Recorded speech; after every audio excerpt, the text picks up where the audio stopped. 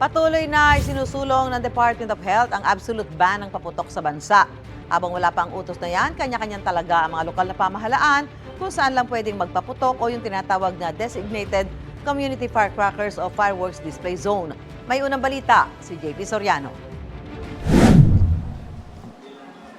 Naputulan ng bahagi ng katawan, nalapnos o di kaya nabulag.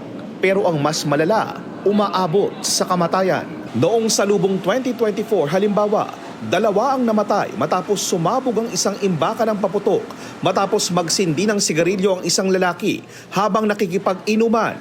Mahigit 600 naman ang nasugatan sa paputok ang naitala ng DOH noong ding pagsalubong sa 2024. Ang mga ganitong senaryo ang hanggat maaari ay iniiwasan tuwing sinasalubong ang bagong taon.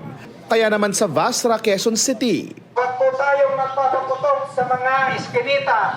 Dito lang po tayo sa basketball court magpapaputok. nag-iikot na ang barangay officials upang ipaalala sa kanilang mga kabarangay ang designated community firecrackers o fireworks display zone kung magpapaputok at magpapailaw.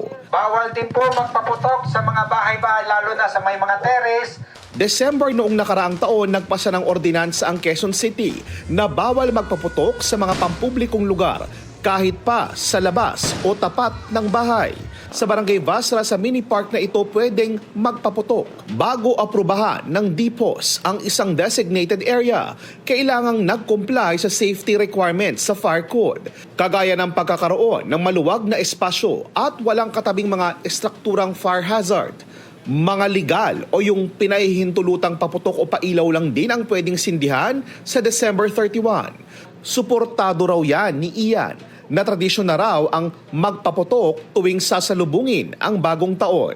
Pakaramdaman na lang po, basta nasa gitna po yung mga lahat ng paputok para maiwasan natin yung may maputukan. Kasi unlike dati na New Year, kahit saan talaga eh.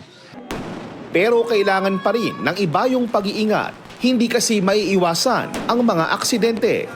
Tulad ng nangyari sa Oroquieta City sa Misamis Occidental ngayong Desyembre, nang imbes na pataas ay napunta sa mga manonood ang fireworks. Hinihinalang natumba ang mga pailaw dahil sa malakas na hangin. Wala namang nasaktan sa insidente.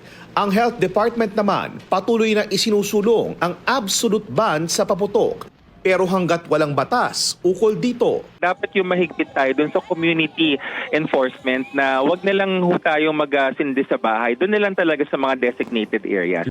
Ito ang unang balita, JP Soriano para sa GMA Integrated News. Gusto mo bang mauna sa mga balita? Mag-subscribe na sa GMA Integrated News sa YouTube at tumutok sa unang balita.